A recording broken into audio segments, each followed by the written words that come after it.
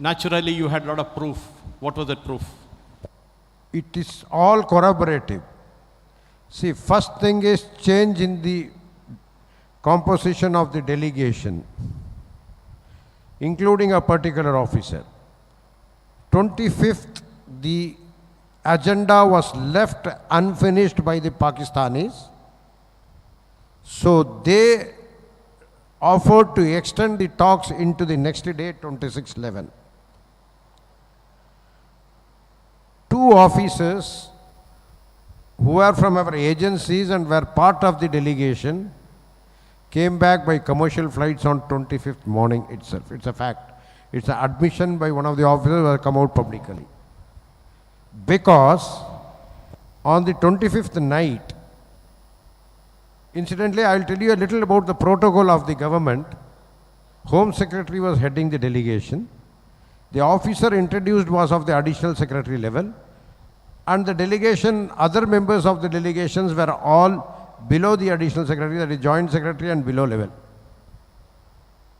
So, by virtue of that, this officer introduced became a number 2 in the delegation.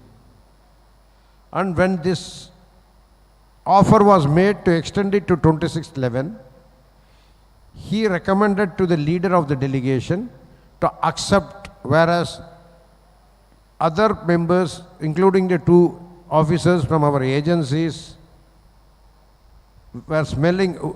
The officers from our agencies were having much more information, but in spite of that, due to the government protocols, generally you listen to the senior most, your next in command. So Home Secretary did that same process of listening to the next in command, accepting the extension by 1 day,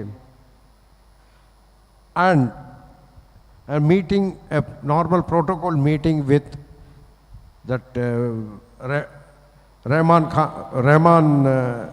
Malik, the then Interior Minister, at 3 p.m. Pakistani time. Mr. Mani, I'll just interrupt you for a moment there, just to give the audience a flavor of what happened. 26/11 നടന്ന ദിവസം അന്നത്തെ രാത്രി ministry of home അഫയേഴ്സിൽ ആരും ഉണ്ടായിരുന്നില്ല. All the senior level officers, everybody had disappeared, they all were in Pakistan. They even tried to stop Mr. Mani from being in the control room. You were asked to go to Lucknow? Yes, on something on which I was not even concerned. And I got the job done in Lucknow on 25th itself and returned. Some gut feeling told me I returned on 25th. 26th evening, after meeting with Rahman Khan, they are offered hospitality to go to a place called Muri, 60 kilometers from Islamabad, where the communication systems were not there. So basically, they were taken to a hill station. Now, why I'm building up this case is this Kerala connect connection. They were taken to a hill station. The entire Indian Home Affairs team was taken to a hill station where there was no mobile connectivity. Those days. Those days. And at 7 o'clock or 7:30, around that time, they land in Muri, where there are no mobile connection as per Pakistani time. That is around 8 o'clock, around the, see the synchrony. At 8 o'clock or so, the group of 10 terrorists start walking into the Koliwada on the Kolaba area, walking through up to Badwar Park. Yes, there is very important. Now, how connected this is to Kerala now? When there is a terror ecosystem that is now working in Kerala, in certain parts of Kerala, definitely, there is a lot of local support that is needed. And Mr. Mani brings out this beautifully about that night when this terrorist walked through a very, very congested Koliwada. What happened then, sir? See, you are all coming from a coastal state. You know the culture of Koliwadas or fishermen's colonies. They are very gay. There is a lot of gaiety and celebration in the evenings around 7 o'clock, number 1. And generally the intruders or unknown people are not tolerated. They will be questioned by around every second door. They may celebrate amongst themselves, but any intrusion into their personal life, it is a fisherman's culture. That is there. That's the way they have been living for ages. including Dick Cruz, whom I have spoken to, the famous author. He himself has also shared the same view with you for 4 years back. Any newcomer entering into their colony is seen as an intrusion into their privacy, and he will be questioned unless and until he is accompanied by somebody from their own. Somebody known to them says.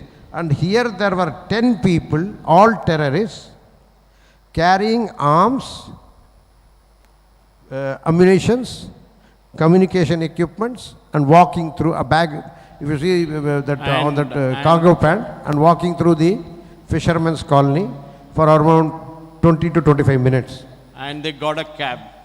And when they come to Badwar Park, they get a cab. See, I take you back to 2008, no Ola, no Uber was there, Meru was there, but to get a cab, anybody who have lived in Mumbai will know, to get a cab in Kolaba in those days, in around 7:30 or 8 o'clock in the evening, used to take around 45 minutes minimum.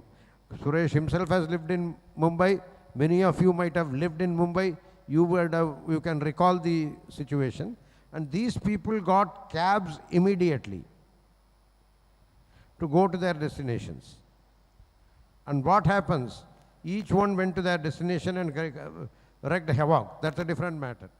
So these are all very clear that some people from our own insiders were supporting the terrorists. They have received full support from the terrorists. Yes. So that's a point which we wanted to bring in before we get into the Kerala part of it. There was also this local support which Kerala terrorists get from the local groups. Again, we will map it to Mumbai, as we call it now. And that person in front of the Taj Hotel that night, what happened to him, sir? Huh? The Tapori wala. See, there was a tea shop. There was a tea shop just outside Taj Hotel where the workers and others used to take, auto walas and all used to take tea. There was a tea shop. Right from the day 26/11 happened, that is Irani shop, they call it tea shop or Tapori or whatever. That is missing and nobody is reporting on that. I have spoken to several journalists also, but nobody is taking it seriously. Let us be very clear. They attack by the terrorists inside Taj continued, and Trident and all continued for almost 56 hours. For 56 hours to carry out the amount of ammunition required could not have been carried out in a dinghy in which they float over and then put in their pockets and walk through the Badwar gate. They must have had it stored somewhere near the Taj Hotel, and that is a topic which many investigation agencies are also wary of talking about. Rakesh Maria's book, Let Me Say It Now, also doesn't talk about it. 66 terror operatives in Kerala were found in Syria, Afghanistan and other places. Now we are starting to connect these two things. There is a very strong local support system in Kerala which recruits terrorists. You being in the Ministry of Home Affairs have seen this upfront and personal, but you are asked to keep your mouth shut. Can I ask you to elucidate more on this? See, if you recall 2007 January, one gentleman, one Ahmed, there were the Ahmed brothers. One wanted to blow up the Glasgow airport, another was deported from Australia. Both belonged to Mangalore, that coastal Karnataka belt. At that time, we started collecting a lot of information, collating that. It was very clear that North Kerala and southern part of Karnataka up to Gokarna or Marudeshwar, total Islamization, total radicalization, settlements, all radical elements, jihadi elements, fidains were being made out there, was brought out. Anti-India elements were operating were all brought out. It went up to the Special Secretary level. Everybody had consented with that. But when it went to the political level, it was not only trashed some adverse action was asked to be taken against me, which my seniors were kind enough to ignore. We had predicted this. Right from north of Palakkad, you can say north of Kozhikode, till you have the Gokarna, till the entire, it's a sort of a ribbon which was turning radical. Within 1 year, we had the Indian Mujahideen headquartered at Bhatkal with Riyas Bhatkal and Yasin Bhatkal. That was the first giveaway. Later on, another case was somewhere near the Kannur area, one ICICI bank. It was found to be caught in the funding of terror case. It was a very popular case. Again, it was not flagged. The locals did not do anything about it. The local government did not.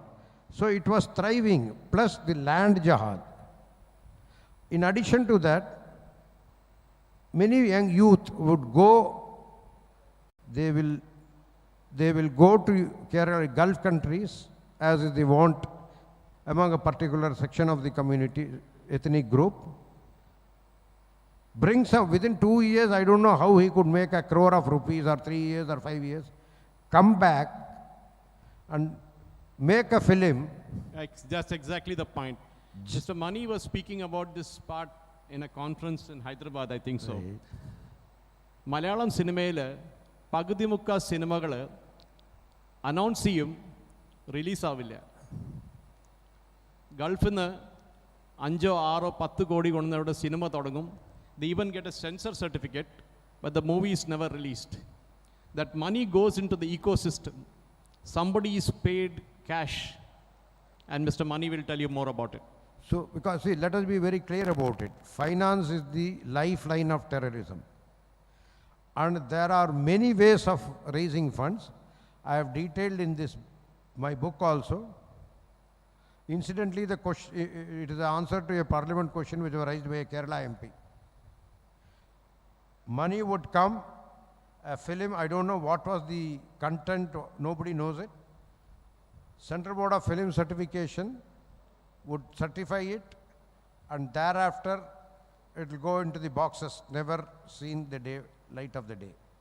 Central Board of Film Certification, in the film industry, apart from the content regulation, which is the Central Board of Film Certification rules, there is no other way money can come into the system. You can monitor or regulate the film industry. And the film industry does not want it. Let me tell you an example. In 2002 or 3, Sushma Swaraj, as INB minister, had announced that film will be treated at par with the industry, meaning that it can come under regulation, it can get financial loans and all. Immediately, somehow she got shifted out of the INB ministry and made a health minister. Later you come to 2005, new companies are formed, known as brand promotion companies, like Kwan, Cornerstone, all those type of companies.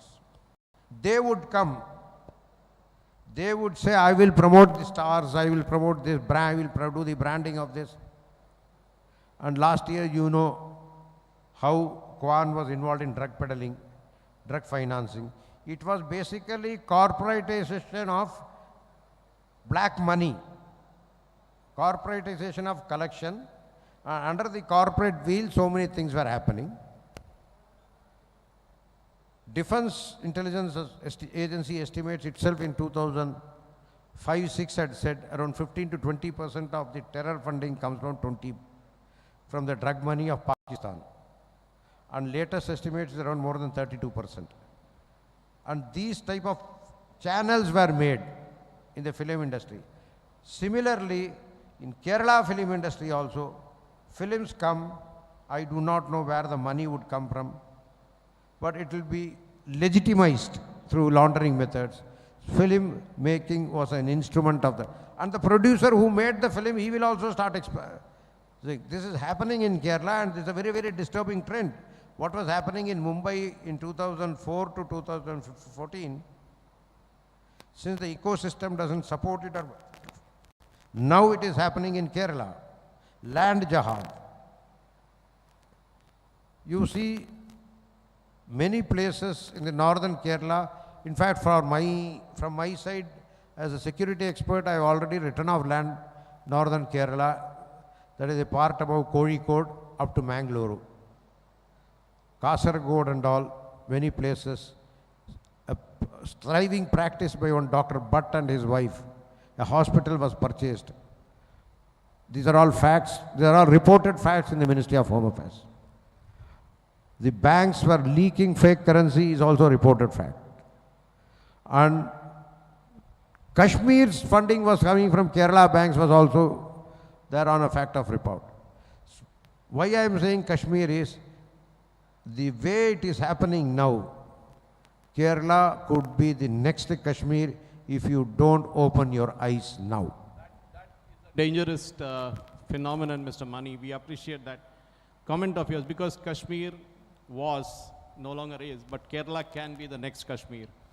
But you did mention somewhere along the way when we were discussing about the Popular Front of India, the SDPI, the earlier avatar of Simi. There was one politician behind this who was the father of all these terror groups. Can you name him? I will tell you like this. Popular Front of India had cut the hand of a Professor Joseph. In 2010 it happened. Even prior to that, we had reports on that, but it used to be, some pressure used to be applied to ignore those reports. After this incident also, it was taken up, but due to intervention from the Vice President of India, no action was taken. Vice President of India, Mr. Hamid Ansari. Actually, I will tell you one thing. We also had some reports about these two organizations like SDPI, PFI being harbored there or whatever it is. After my retirement, I had asked one or two people to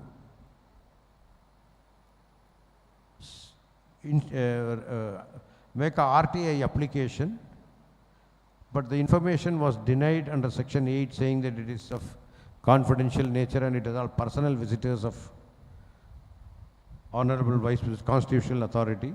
So we couldn't do much about it. But these are all reports. I have not seen any Taslim Rahmani or anybody else going into the house of VP and conducting a meeting, but reports were there.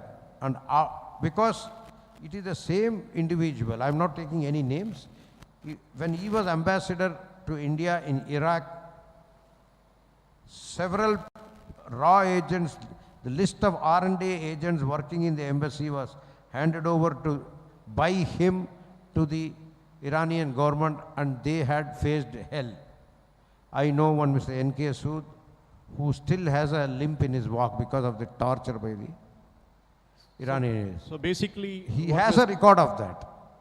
And post-retirement also, in December 2017 or 18, he was caught clandestinely. A meeting was hosted by where a former Pakistani foreign minister, Khalid Kasuri, was being hosted by Manishankar Iyer, where one of the key attendees was Hamid Ansari, another was your former Prime Minister of India, Mr. Manmohan Singh, and third was supposed to be the former High Commissioner of India in Islamabad. I don't know his name. This is a reported case. And Khalid Kasturi will not, 2018, was it with an agenda? Was it to destabilize the government? Was it to, see, basically, Chanakya, we take pride that Chanakya is our philosopher, but ISI and the Islamic groups are taking advantage of his thing. They are entering into India through different borders. Kerala has been on the radar since 2008 or 9 when I was reprimanded and asked to keep quiet. Why were you asked to keep quiet? Shivraj Patil should be asked why he asked me to keep quiet, or rather made a very unpardonable remark about that. They are all there in the file. I credit to him, he wrote it on file itself that this fellow should be, he is a disruptive person or something like that. He did not mince any words, but it's a matter of fact. So it will best is Shivraj Patil. Shivraj Patil, we all know, was party when Digvijay Singh and Hemant Karkare conceived the idea of a Hindu terror on 1st June 2006. Read my book, Myth of Hindu Terror. I have given full details of that. Mr. Mani, here let me bring in the Kerala angle now. When we saw Mr. Kapan trying to get his bail in the Hathras case, his case was argued by Kapil Sibal in the Supreme Court. Mr. Sibal was reportedly paid by check 30 lakhs for every half an hour appearance. Later on, the gentleman who paid Kapil Sibal was picked up at the Trivandrum airport just 3 or 4 weeks ago by the Intelligence Bureau, Government of India. Do you think the entire funding mechanism which you spoke of earlier, that Kerala has developed a very strong ecosystem of funding, because without funding nothing can happen. 730 crores came into this city on one day in a truck and disappeared the next day. See, funding is happening, is a public knowledge. Now Kerala is the new hunting ground for terror funding because of the large number of NRIs living in these states, Gulf areas. And before the Gulf financial system was robotized and rather strengthened through several checks and balances, the Havaladars have strengthened their network much stronger. And it could happen, that's the reason we are facing this problem, and there we lost the race. So that type of institutions still do exist. Manual remittances through friends and relatives. And also,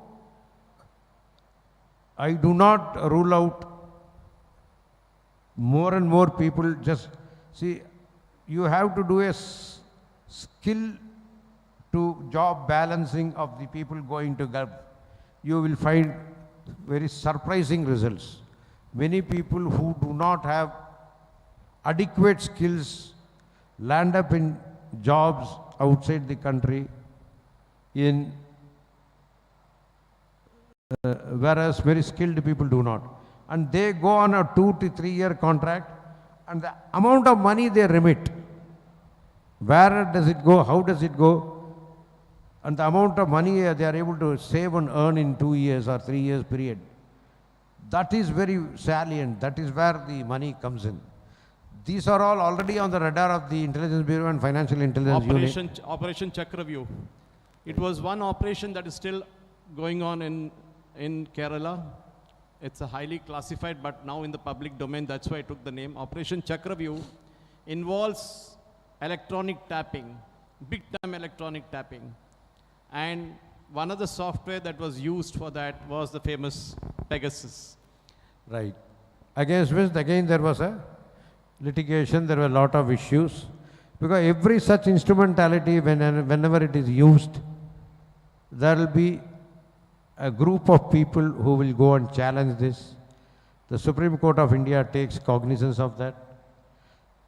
As you said, the Pegasus was used, it was also used in the national interest, and it would have revealed many names, number one. Number two, you know the gold smuggling case. We are sitting in Trivandrum, we all know about all of you know about gold smuggling case. Ultimately, what was the purpose? Was it getting into the wrong hands? That is also a matter of question, because they scuttled the investigation so that it doesn't go to the logical end with all sorts of political means. Because going into the logical ends means we do not know the logical objective could have been very, very catastrophic for the Kerala. These are all live wire we are sitting on. Any wire can go live or any wire can blast and take your life anytime. It is not necessarily 2611 happening or a 711 in train serial blast happening. It could be a multiple cases because they have already taken majority of our land. They have through several means, including muscling through or paying you or outbidding your Hindu counterparts and all that. They are already into love jihad, which is now being recognized not because Hindus were shouting, now Christians started raising the issues. Perhaps love jihad is recognized by some political groups. What happens to these love jihadis? The girls end up as sex slaves in ISIS, in Syria and all. This is a harsh reality. I have said several reports on this, I have spoken several times. It is also important to sensitize this. So these are all happening, and besides that, the number of shops which come up, which do nothing, no business is nothing, but there, if you go to a random shop on the same highway towards Kovalam and any other place around the Trivandrum station and all, new shops are existing, purportedly doing no business. There is hardly any footfall. No GST. No GST. But they are raking in revenue. What is that revenue? How is it being laundered? These are all questions. These Yes. are all signs of a jihad happening. In fact, Mani sir പറഞ്ഞതിൽ ഒരു point ഉണ്ട്. ഈ economic ജിഹാദും land ജിഹാദിൽ there's a very strong connotation. He has access to a lot of reports, intelligence reports, security reports when he was in the Ministry of Home Affairs, sort of which he has carried in his books. But one thing you got to remember very clearly, Mr. Mani was involved in a very famous encounter case investigation, which actually impacted Prime Minister Narendra Modi, then Chief Minister of Gujarat, Sri Narendra Modi. It was the Ishrat Jahan case. And there was a Kerala connection in this. Pranay Pillai? Yes, there was a Kerala connection in this. This fellow called Pranesh Kumar Pillai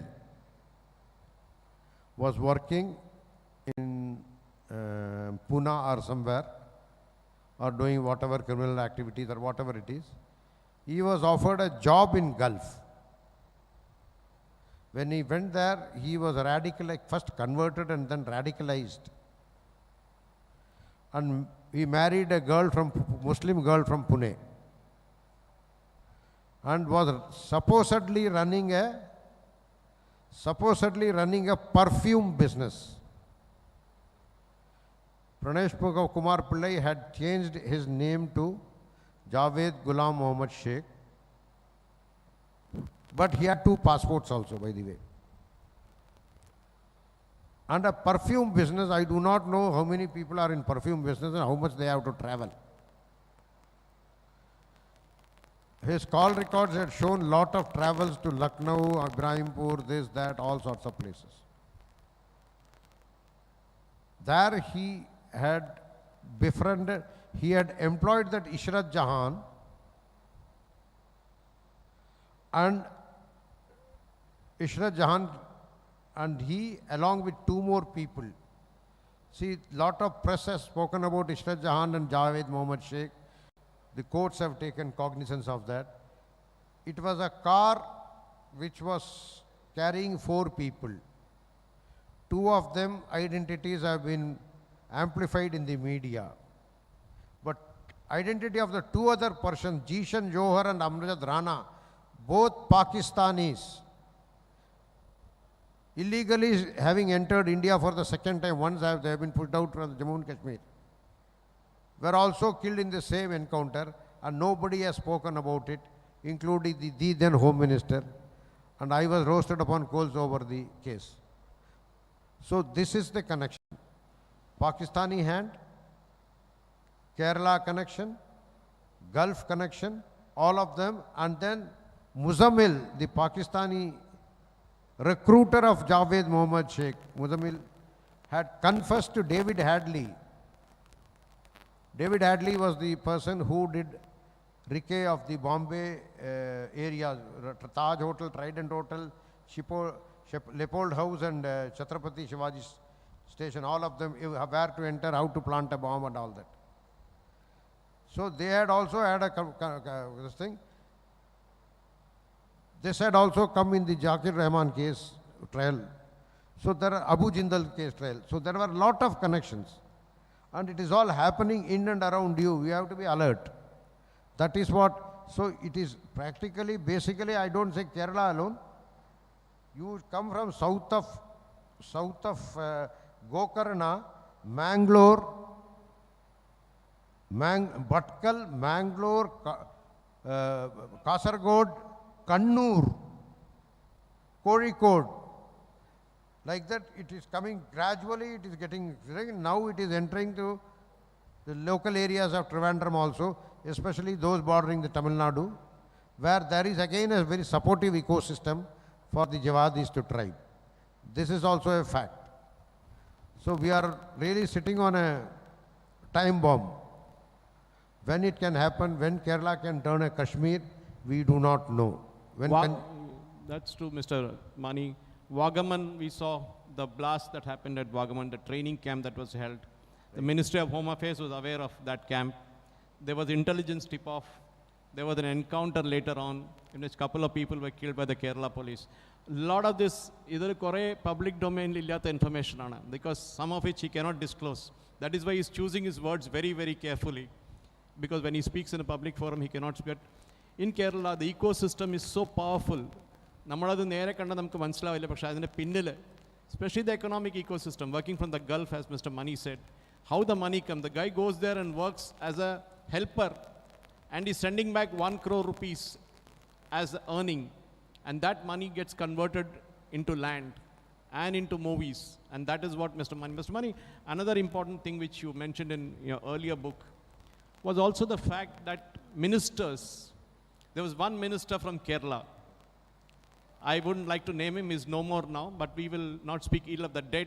Former foreign minister scuttled a probe into a terror link. Can you speak about it?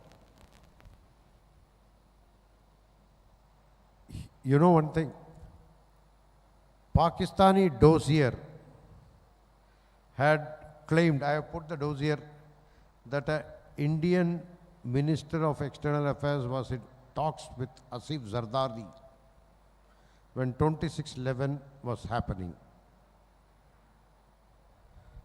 The Indian government was very happy to say that as per our telecommunication records, the Union Minister of External Affairs was not in touch with Asif Zardari. And they got away with that. Mind my word. They got away with that. I would stop at that. They got away, they escaped with that. Thank you. Another MP from Trivandrum, his name also figured in a link, Pakistani link. Isn't it? See, I'll put it this way. In 2018 or so, a Me Too campaign was begun. All 30-year and 40-year and 50-year-old cases were raked up. Am I correct? Bollywood. And incidentally, the targets of this Me Too campaign were all in the side of Modi. Nobody from the other side. Or as long as they were on the other side, there was no Me Too campaign against them. This is point number one. The point two is, the Ministers of State for External Affairs gets a lot of information about the agendas of Cabinet Committee on Securities. It's a very, very vital organization. And ISI always likes to penetrate into that. It's a matter of fact. I have spoken about one minister in the UPA one.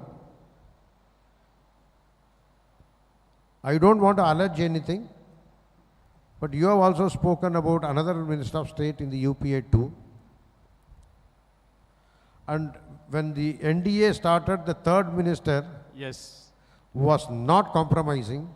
MJ Akbar. So he was also dragged into a Me Too case some 30 years back that is still sub judice. I am not giving any clean sheet to MJ Akbar or his personal character or what he was in 1980s. There are many stories floating around this. But the question is, was it a casting couch or it was a consensual one? We do not know. But to have raked up at a very critical time when he was Minister of State for External Affairs is the basic reason that the Me Too was a very malicious campaign to a person who was not cooperating with the agencies. That is what is the summing up. The ecosystem which you spoke of in Kerala, അത് പൈസയാണ് അതിൻ്റെ മെയിനായിട്ടുള്ള കാരണം. The ICICI Bank case, can you speak something more about it? No, ICICI Bank case was one of the case. ICICI banks were happening. You know, very, very interesting things have happened during those days. See how the money used to go transferred. 6 to 8 air-conditioned first-class tickets from Trivandrum to Delhi, Rajdhani, will be booked. Cash tickets. Those days, cash tickets were very common in railway bookings. But they will be cancelled somewhere in Amritsar. They'll not go to the destination. Nobody will travel. And this has happened. This has happened. Not once, repeatedly. Thousands of crores. So 10 times it happens. Those days, one ticket AC first class air conditioned used to be around 5,000 rupees. 6 tickets mean 30,000. 10 times 3 lakh rupees is transferred to Kashmiri terrorist. And this is the There are money many circulation. ways. There are very ingenious ways. They think much ahead of us. കേരളത്തിൽ നടക്കുന്ന നമ്മൾ ഇന്ന് കാണുമെന്ന് നാളെ കശ്മീർ ആവുമെന്ന് പറഞ്ഞപ്പോൾ Kashmir files ഉണ്ടായിരുന്നു, അത് Kerala ഫയൽസായി മാറുന്നൊക്കെ.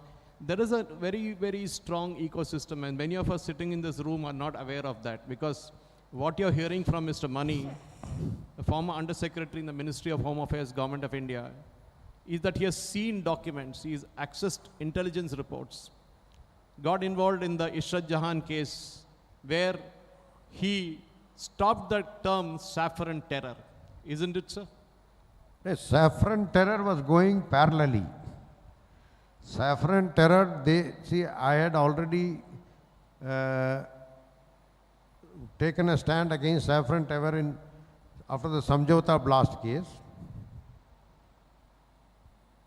Or rather, prior to that, when the reports were received, Samjhauta, then I stand vindicated. The court has cleared Swami Asimanand. Makkah Masjid, again it stands vindicated. Hyderabad. So there are all these Hindu terror. Now Malegaon 2, Malegaon 1, Ahle Hadith did it.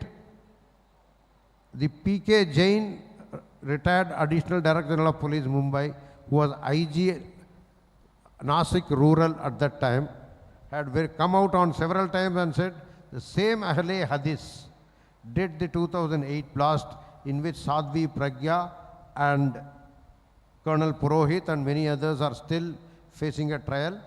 But we are seeing that more and more prosecution witnesses are now turning hostile. There is no merit in the case. About the ecosystem, I will tell you, in 2015, NIA had suggested to the court that we want to withdraw it, there is no merit in the case. But the prosecutor, Rohini Salian, who had been appointed by a UPA government and the NIA had not changed her, she went and told the court something not so desirable, saying that I am being forced to plead before you that the NIA wants to withdraw this case. Something like that. It was reported. Rohini Salian is the name of the. So that ecosystem, as Pallavi Joshi's role was explained by our friend, my previous speaker, Shafali Vaidya, लोग हमारे system किसका भी हो सरकार that is लोग हमारे. So the Rohini Lostania is also an example of that. Otherwise, wherever the trials have happened, now the witnesses who were forced at that time are one by one turning hostile. It is a reinforcement of the fact that Hindu terror was a myth seeded by Mr. Digvijay Singh, who is in the news again recently. Yes, that will take an entire session again if you speak about Digvijay Singh. But as we come to the close of this session, Mr. Mani, Kerala turning from a God's own country into a devil's own country. We are seeing a government here which is not proactive, which is not reacting to situations, which is kind of play to the vote bank. Do you think something that happened in UPA 1 and 2 is also happening in Kerala? You put it rightly. Rather, I would go one step ahead. Something which happened in UPA 1 and 2 was not just not being proactive, it was one step ahead of being supportive, standing by the side of terrorists. You had many leaders who had raised the questions about Batla House, that Sonia Gandhi could not sleep. There also I stand vindicated, and Batla House is a case which was the most unfortunate. We have had leaders who would walk into Home Minister's office, same Digvijay Singh, and say that release the 16 people from Azamgarh lodged in Gujarat jail, who have been, all of them have been convicted now, so that they can be taken on transit remand to Delhi for Delhi blast 13 September. These have happened, I have written it in my book. So there are many such cases. So UPA 1 and 2 were supportive of these people who are trying to run amok in the country. Same thing is happening in Kerala today. The neighboring state of Tamil Nadu is no better. They also are walking along with them. At least in many places it is happening. That's the reason I would rather say, when you ask me the question, when I said what is the proof, there are so many other proofs beyond this. In 7 days, the INC by design declared a community as militants, a community which had which had around 30% in the Indian Defence Forces in 1971, turned against the country in 1976. Correct. What happened in that? They used to take pride that from my village there are more shaheeds. Similar thing they wanted to attempt in 2005-6. But somehow it failed because fortunately some good officers were there. One of the finest officers from Kerala was the Joint Secretary, Internal Security at that time, and that officer was firmly against this. So with that, but the danger is still lurking under your head. With so much of funding coming into this place, and it is all, it can be seen, it can be traced. It requires a little bit of digital assistance to trace it. I think it is, Kerala is very close to becoming the next Kashmir. Land is already being taken away. As they say, Galive and believe, or whatever it is, leave, convert, or leave your women behind. They are already doing with your girls, colleges, college-going girls, everybody has to be sensitized. First, they have to accept the existence of the problem. The problem exists, there is no illusion. It exists all around you. I am not provoking you. I am only sensitizing you. We need to be sensitized about the problem that exists, and that is also the reason why we need to be very, very alert. Keep your eyes open. Thank you. Mr. Mani, wonderful. 1 hour just flew past by, and we will take a few questions. But what Mr. Mani said was very, very clear. the kind of information that is there with the government, both the government of India and the government of Kerala, is huge. There are digital footprints everywhere. Every rupee that goes through the system is accounted for. But Kerala government അത് accept ചെയ്യുന്നില്ല. They are not accepting the fact that there is a terror module working in Kerala. As we speak today, there are 18 Malayalis in jails in UAE on terrorism charges. They have not been released for the last 11 years. 18 of them. The government of UAE, all the Gulf governments are very strict about terrorism, unlike our governments, which our courts give bail to everybody. But as Mr. Mani said, and you should read that in his book, wonderful way in which he constructed the entire 26/11 attack, and that is why I asked him, the local support system that exists within Kerala is extremely dangerous, and we will see that happening. So any questions, we'll be more than happy. 3 questions we will take, and if the mic can just go around, please lift your hand. There's a gentleman there. Can we give this mic to him? Somebody, yes sir, you can come up here. I don't think the volunteers to just, hello. So, you are aware of those 4 girls who were in the Afghan prison, the Kerala girls who were in the Afghan prison when the the previous government was there. And now once the Taliban has taken over, these 4 seem to have disappeared into thin air, and nobody in the public, I mean, in the press wants to talk about them at all. See, Taliban has taken over, and you know what kind of ecosystem they support. To locate that, they don't have database on their own girls. Do you expect them to be sharing information on missing girls from Kerala? I don't think. See, so far Taliban, the instrumentalities have also to be established. I do not know how much of recognition we have given to Taliban, what is the relationship, a mutual legal assistance treaty, and all these have to be signed. Without this instrumentalities, you cannot even ask them, and if you ask them, they will go and behead those girls or put them as sex slaves somewhere. It is in their interest that wherever they are hiding, let them hide. Thank you. Yes.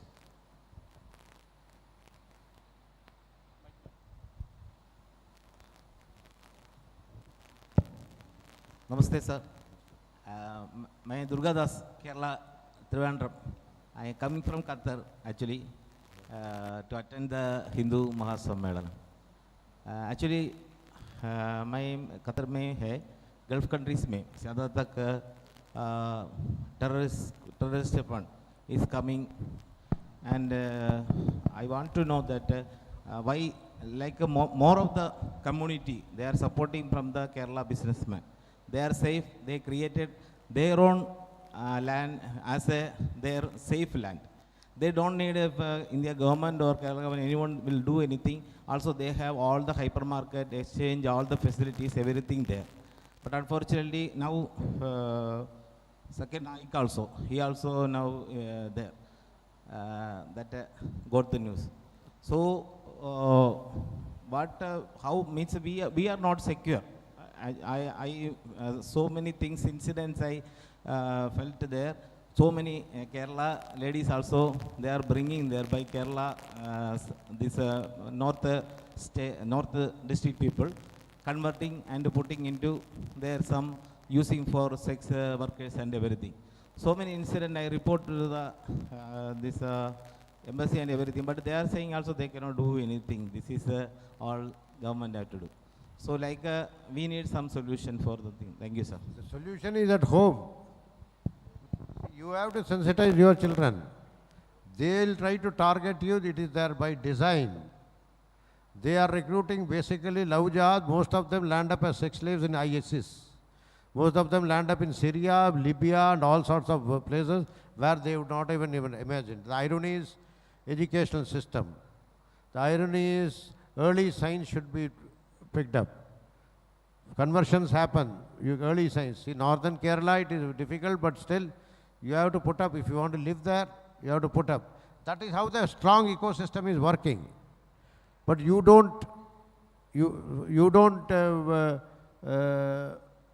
train your children accordingly. to identify that ecosystem. There are certain factors. Our friend Shefali spoke about the secular values. Instead of basic values, simpler values, you are talking them, teaching them secularism, liberalism and all that. That is the breeding ground for this type of recruitment by the jihadis. So Shefali had already touched upon that, that we are already giving them a breeding ground.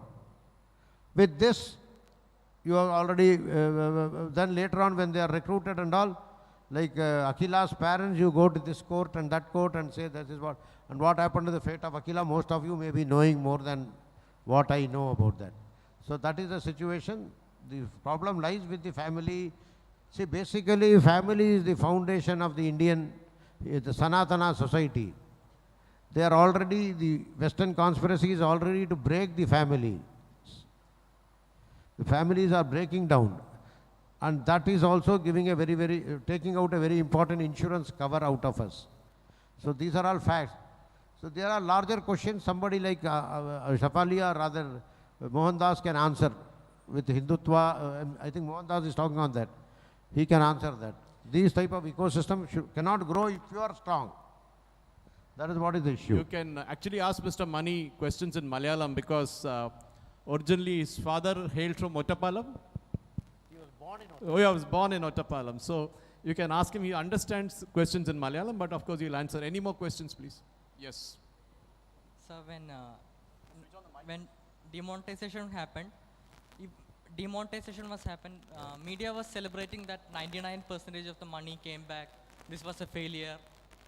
So especially Kerala media. So there was a news that like a container came from somewhere, and like the case was filed by I think Kumaran Rajasekharan sir. The case disappeared into thin air. So do you think the demonetization has affected the terrorists in many ways? Has the demonetization affected? Currency. Fake currency was one of the instrumentalities of terror funding. Okay. It used to be the fake currency, Indian currency used to be printed in Pakistan. The owner of the printing press was one Javed Khanini. Both, he had two presses, one in Peshawar, one in Karachi. 8th of November 2016, demonetization happened. Okay? 4th of December 2016, Javed Khanini was found dead in suspicious circumstances. Are you connecting the two dots? Because he was printing the fake currency notes on behalf of the ISI to be pushed into India. When demonetization happened, the date was a very relevant date, very significant date. So the amount of money which he might have fake, that all became useless. They say he was bumped off by the ISI. Exactly. Ladies and gentlemen, thank you very much for the wonderful session, Mr. Mani. I know you choose your words very carefully. And, you know, he's very diplomatic with his words because some of the words, because there is a webcast going on, can go outside this hall and create problems under the Official Secrets Acts, which he's still bound by. And he has to choose his words very carefully. But in his book, The Myth of Hindu Terror, and his latest book, the second book, Deception, there's a lot of details that go into in terms of the documentation. I think Sandeep Unithan wrote in great detail about the 2611. I remember that story. And Mr. Mani actually has written in detail from official records. Believe it or not, after the 2611 happened and when this entire thing blew up, saying that it was an arranged match between Pakistan's ISI and the UPA government, somebody tried to kill Mr. Mani. He was tried on the road, he was almost run over by a truck, and that fact was accepted by the Delhi police. The matter is still under investigation. We don't know who did it, who tried to kill him, who tried to kill that story. But ladies and gentlemen, I think he deserves a great round of applause, not for being just here, but for the fact that he stood up and exposed Shivraj Patil, Digvijay Singh, P. Chidambaram. He stood up to these powerful ministers. He was shunted out of the cabinet, of the cabinet secretariat. He was shunted out of Ministry of Home Affairs into an insignificant posting, but he still did not accept.